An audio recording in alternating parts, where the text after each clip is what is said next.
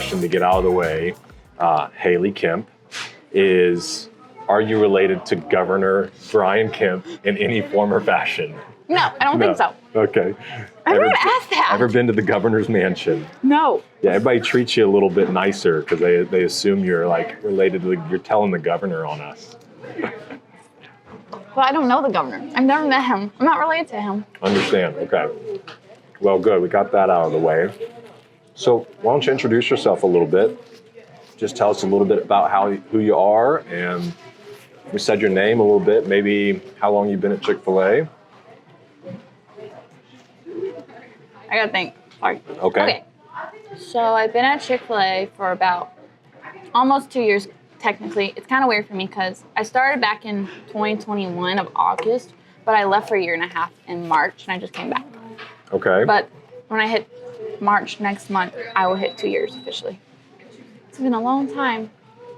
Yeah, a long time and a short time, all at the same time. But I'm also juggling school at the exact same time. Now, how old are you? 22. Okay, 22. I'll be 23 in less than 2 months, though. So in all, you've had about 3 years experience with Chick-fil-A. 2.5. Yeah, about 2.5. I'd say about more than 2.5. Okay. So was that out of high school that you first were doing something with Chick-fil-A? Actually, yeah, I would guess so, because I started Chick-fil-A right when I was starting my college life, so yeah, about then. Okay. Now, one thing I do know about you, and I want to get into your interest in marketing, because that's what you're at school for, right? Mm-hmm. But before that, tell me about, you did the Disney College program, or what exactly is it called? So it's called the Disney College Program. Disney College program. Cool. Got it right. So you get to work down in Disney for free. You work for Disney about like 8 months. They do like 8 months then, so you can extend for longer, which I did for 4 more months. You basically get to work at Disney World, get to work in the theme parks, get to work somewhere in Disney, and then you get to enjoy the parks on your free time and also enjoy the discounts and stuff of working there. Okay. Now, what makes that different as far as the college program different from just working at Disney? Because they offer special things to us college program people who get to do like different things. Like we get to they host events for us, and we get to do some different stuff. Like one night they closed Animal Kingdom. It's normally closed at 6. They had it open like 8 to midnight for us college students one night. Now, is there more that they're doing with you guys as far as, like, what's the purpose of the college program? Did you have to apply to be in it? Okay. Yeah, you have to apply, and then you go through an interview process, about 2 rounds of interviews, and then they look at your background, they place you where they think you'll do best. I got stuck with food because my Chick-fil-A experience probably got me stuck in food, I'm guessing. Yeah, they're like perfect. And then She'll be great at this. yeah. So what kind of food did you do? I worked at Friar's Nook, which does like tater tots and stuff. Okay. Which got Is that in annoying. Magic Kingdom? Yeah. And then I got to also do ice cream shop. I got to make ice cream cones. It was really fun to do ice cream cones and ice cream sundaes there. That was my favorite place to go. What's your feeling about desserts here? You like working desserts here?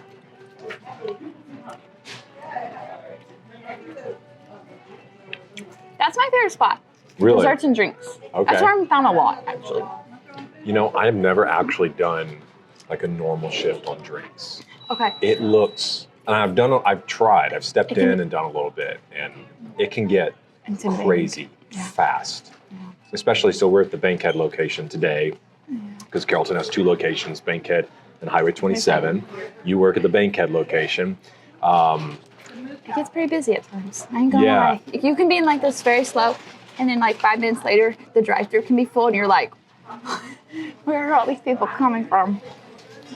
Well, and it's funny because I don't think people normally, obviously we're known for like having a very efficient drive-through, not perfect by any means, but in comparison to a lot of places, our drive-through runs really quickly. Somebody said they were at the back of the drive-thru one time and they got their food in like 5 minutes, like less than 5 minutes. But sometimes people are waiting, and I don't think most people ever think about the drinks being something that sometimes you have to wait on. It's not all the time. I think generally the food component is, but sometimes stuff's ready to go, But it's not the drinks. but we're trying to get drinks because Caught you're, up. yeah. And then also you gotta think about when people have I've seen one order with 8 milkshakes on it. It takes a minute to take 8 milkshakes because you can only really make 1 milkshake at a time without being overwhelmed. Wait, you've never done one of these? Trying to get 2 milkshakes at once? How are you supposed to do that when you can't hold down the I know. blender at the exact same time? You know, figure it out. I'm just kidding. That would be like a miracle itself. I liked running desserts.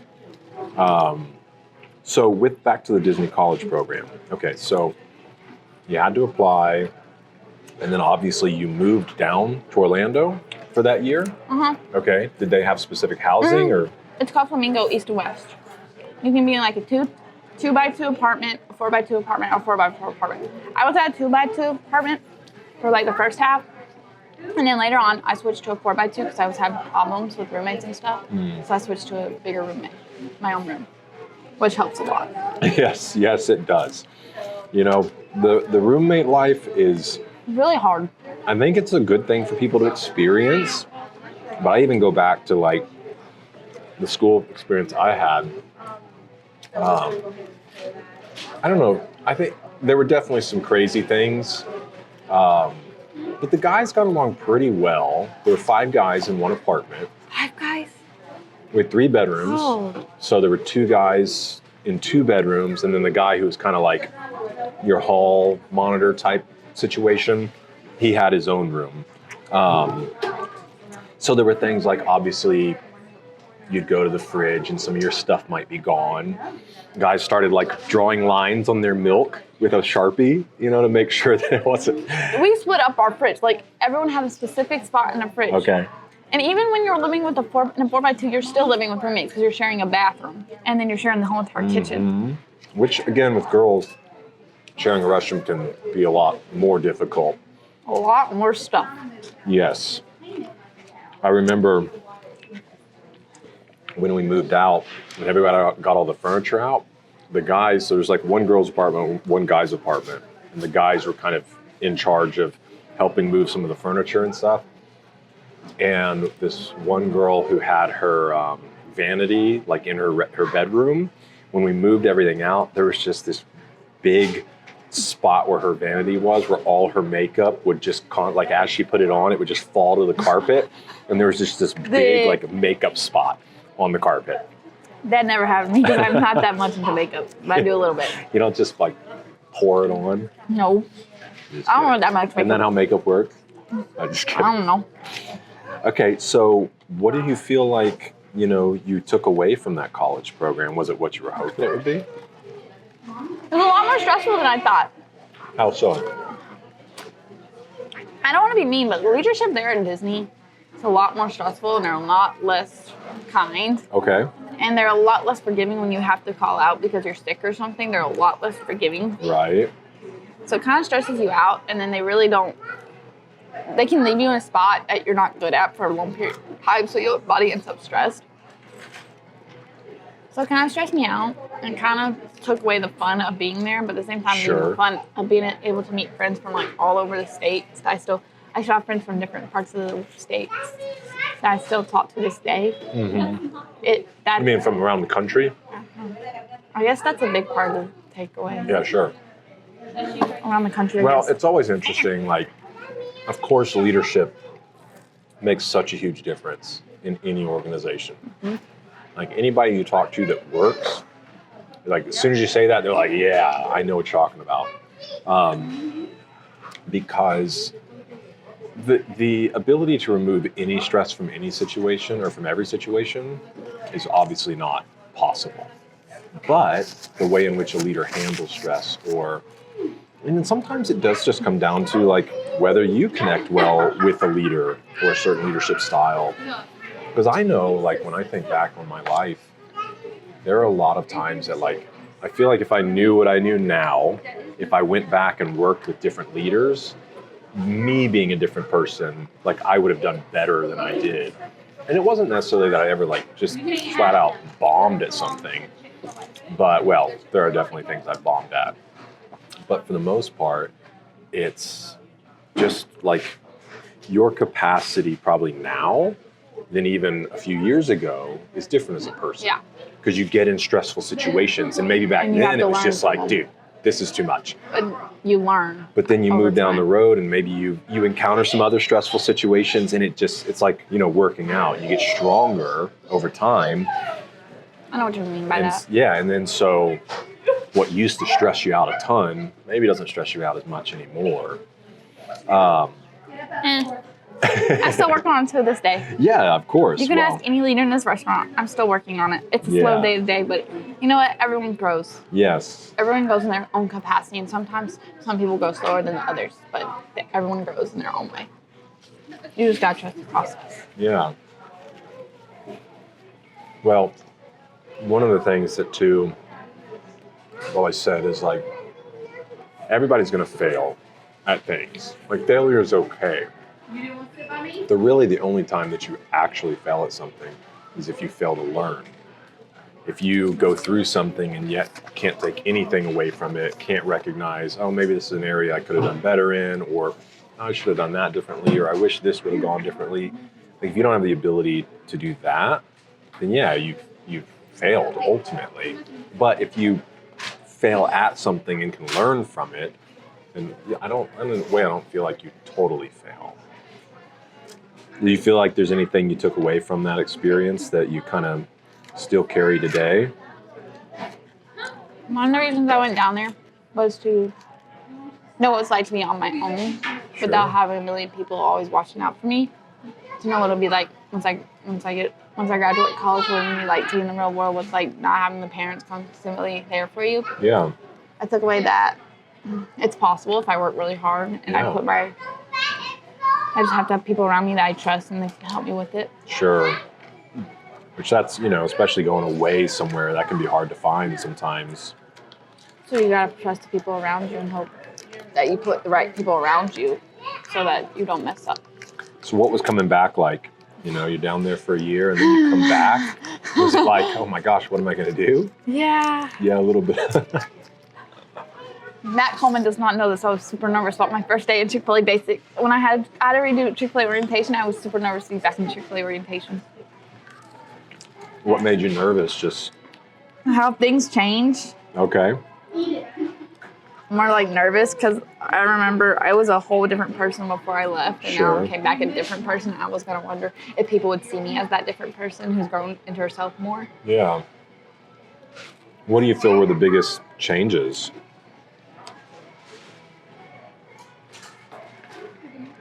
You ever had Chick-fil-A?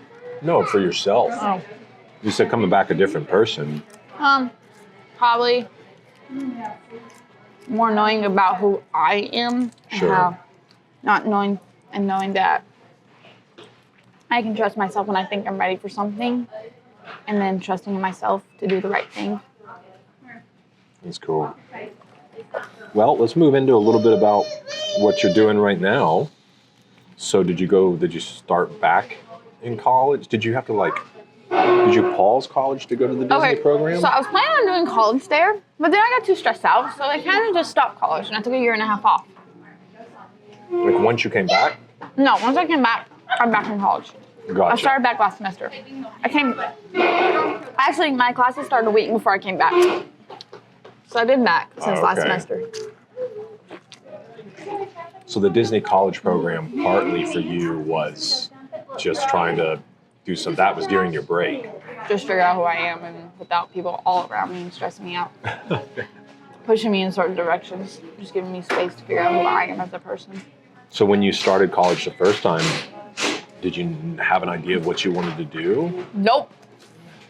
But then I went to 3 different majors. What were those? I'm curious. Sports, health and community wellness. I wanted to be an athletic trainer with that. Then early childhood education, and now finally marketing. And I haven't changed for marketing. I've stayed in marketing for the last 2 semesters. Good. I don't plan on changing yet. You never know. Oh no, I think I'm done with college to the point where if I change my major, I might cry because literally, I only have after this semester, I'm only going to have a year and a half left. And I really don't want to put another 2 or 3 years on me. I understand. So what made you choose marketing? I guess from a graphic design perspective, I like making photo collages. I've always liked doing stuff like that, so I think it would be fun to do that. Okay. And as I told you, when I go to my marketing degree, I want to do it specifically in social media. And I feel like I can use that skill that I have in graphic design with this. I never went to school for graphic design. I just fell in love with it on my own because I do a lot of stuff for stuff. You said in Christian media? No, in social media. Social media, sorry. I was because that's definitely a legitimate thing. You know, a lot of church, pretty much everybody's using graphic design nowadays. And in social media. So what do you feel like you're learning in your marketing major, like in your courses? As of right now, I'm kind of confused. Okay. Tell me I more. just started them.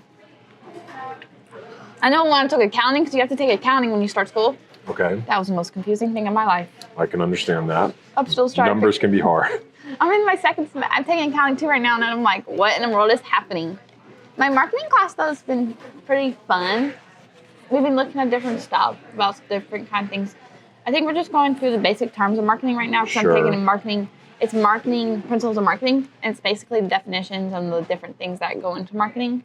I'm not really into like the crazy, big, complicated stuff yet. Right. Except my business communication class believes we should do a big old project this semester. They're begging for a project? Oh no, we already started it. Okay. So you're just now kind of getting into the marketing curriculum. You've been doing all like the core stuff. Because first, so you know how when you start a new major, you have to do all the business core. Like you have to take all those certain classes that go under business before you can actually Sure. start your actual degree. Okay. So yeah. So you're just kind of on intro to marketing type stuff right now. Yep. But you're ultimately wanting to specialize within social- graphic design in social media? Okay. Definitely the plan. What do you hope to do with that? I mean, Hopefully work for a company and be in charge of their Instagram, social media one day. yeah, trying to be just specifically for one company. Does it matter? Restaurant, organization? Doesn't really matter necessarily. My big dream. This is a big dream, but I don't know if Okay. it'll happen. Let's go. I Big love dream time. sports. I love sports, so working for a sports team would be Yeah. fun. See, there is, so obviously, you know, I do things with media, build websites, graphic design, social media, all the different things that are kind of within marketing. And it's fine, like doing that for heating and air companies or electricians or things like that. But I've had a few opportunities to do things for like travel sports teams. Those kind of projects are a lot of fun, you know, just things that can be really creative, that aren't as like streamlined necessarily. And then sports photography is a lot of fun. I've done some before that. Well, and generally if you're going to do social media, it's helpful to have disciplines in a few different areas. I used to have a camera. I got rid of it because I stopped using it as much. Yeah. But one time I did sports, I took pictures of a football game. I do like social media. I do like photography. That's another reason I like social media. Another reason I like marketing because of photography in the capacity, in a certain capacity. Well, again, photography, video, graphic design, these are all things that kind of come together, you know, to be able to execute social media. And then obviously you've got all the like strategy side where you kind of have to sit down and think like, okay, what are we really trying to accomplish? What are we trying to communicate? And then being able to take all of that and put it into like, okay, well that means on Monday this, Tuesday this, Wednesday this. And then not only that, then you got to go actually like make the stuff, you know, which I think that's probably. I feel like making the stuff would probably be the funnest part because that's what you use because you get to use your own mind to create stuff. Yeah. But you also have to figure out how to sell them at a certain point, so it can be a little complicated. Well, and it's the difficult thing about social media is that you're constantly creating content. And if you follow any YouTubers or anything like that, I was even listening to somebody today, like OG YouTuber, that they used to make like one really solid, short, maybe 3 to 5 minute video. a month, but the quality was so high, like almost film level. But as YouTube began to change and it really became more of like an algorithm, it was that you needed to post so consistently. And if you weren't posting consistently, you weren't staying in front of people, and therefore you weren't getting as many views. And therefore, you know, he realized like the amount of time that it took to produce YouTube videos for him, the way he liked to do it, really, like if he had taken that time and did something else with it, he was making more money. Yeah. And so, because he went on to do more like film production type stuff and You're writing. Dude Perfect right now. Oh yeah? Oh, tell me, I mean, I know a little bit about Dude Perfect. They break records, they do like games, they do competitions. Right. I watch that a lot. Yeah. You know, but same for them. Yeah, because they produce like a video a week. When other people, it's like multiple videos a week.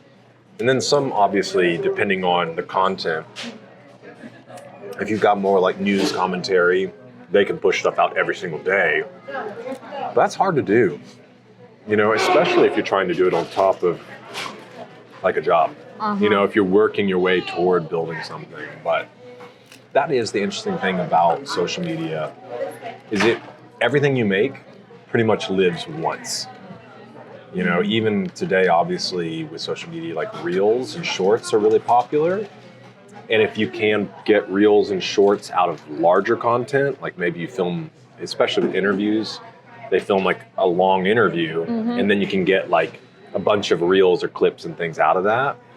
But for most things, like especially here at Chick-fil-A, if we're gonna like feature fries, you might, you know, put 30, 45 minutes into working on, I mean, even longer, between like the idea, the filming, the editing, the posting, and then it lives for like a day, and then it's just gone, you know? Yeah. And you're like, okay, on to the next thing. And sometimes that hamster wheel is difficult to know how to like keep producing content for the same So you gotta stuff. figure out how to make it where they can stay in their minds for a good minute instead of rather than a day a little bit longer. That's why I find comedy works so well, because people like to share those things. Oh, like the jokes, yeah? Yeah, doing things people find funny, because then they start sending it out. I also recognize that the kind of content that goes really well on Chick-fil-A is like inside Chick-fil-A stuff, because there are so many Chick-fil-A employees, especially if there's something that's about drinks, or, you know, you do a video that somebody's like going crazy, maybe spilling drinks on themselves. Then everybody, you know, and it's like drinks be like or something like that. You know, people that have worked at Chick-fil-A, they're gonna be like, oh my gosh, this is so me. But the hard thing about stuff like that is I don't know how well it serves the brand sometimes. Yeah. Because nobody wants to be in the drive-thru thinking like, oh, they're just in there like messing my drinks up, you know? Yeah. And you don't want them to think that. It's a hard thing, because that's again, whatever company that you end up working for, or whatever you end up doing in social media, you kind of have to find the voice of the company and like what you're trying to portray. Because there are some things, you know, my sense of humor can get dark really fast. And so there are some things that I'm like, that'd be really funny, but I don't think it served the brand very well, you know? And so walking that balance can be tough sometimes. Yeah, you gotta do what's best for the brand without. That's definitely one of the cool things, because if you do the wrong thing, then you're scared how people will view it. So you always gotta, you're like, it's like to me, when you talk about doing something for like a specific brand, you're like walking on tightrope, because you don't want to mess it up, because then you feel like it'll reflect back on the company, and you don't want that to happen. It is. It's a challenging place, which is good. Like sometimes you have people you can run things by. That's something I've learned to do. If I'm ever in doubt, if I ever feel that check in my stomach, I'm like, let me just send this over and see. Like, hey, does this come across right? Does this sound okay? Would you do anything different about this? And for the most part, it's not a problem, you know, but sometimes I've, you know, been saved by that they're like, yeah, I don't think that's probably the best thing. But finding that voice and things within social media and like how to share it is important. Well, that's cool. I'm glad that you're, you know, pursuing that and growing in that. And I'm trying. that it's something that you're excited about. Because that's a challenge too. You're not always going to be excited about it, you know? there are times that work just is work. And I think that's part of probably what you found out at Disney too is You also find that out here. yeah, Sometimes. exactly. Because sometimes you're just having a very, very long week. Like, I know sometimes I get stressed here easily because I have like so much going on outside with all my Sure. schoolwork and then here too, and then having to work the shifts over and over again. Sometimes it feels like it's just long week. Yeah. But then sometimes I come here and everyone's nice and everyone's just having fun and it just changes it too. So Sure. it definitely depends on who you're working with and what kind of day it is. So those days that you show up and it's like, you know, you probably got school on your mind and other responsibilities. How do you lock in to ensure? Because obviously you have the Guest perspective. option that you could come in and just be like, all right, this can be awful and whatever, you know. But you don't want to work a whole day like that. Nor does that serve your team well Or the customer, the guest. And so, what do you find like helps you on days like that? On your best day, okay? Because The people here. yeah, Sometimes having someone to talk to, like having an open ear to talk to help you go through what's going on in your head, it helps a lot. But also the guest, having to be able to make their day at times, yeah. because sometimes they're going through something and sometimes we're the light that they're missing for the Wow. day. No, that's really good. I know I do find that like, which I can imagine some people may find it more exhausting, but there just is something really powerful about serving people. That if you can, I love the way you said that. It's like you get outside of yourself sometimes and you recognize like, okay, there might be somebody else in here going through the same thing I'm going through or maybe even worse. And you have an opportunity to be a bright spot, you know, In their for day. them. And that can totally change the perspective of your day. That's really powerful, Haylie. Well, anything else you want to share before we wrap up here? All right. Well, Haylie, thanks for having lunch with me. All right.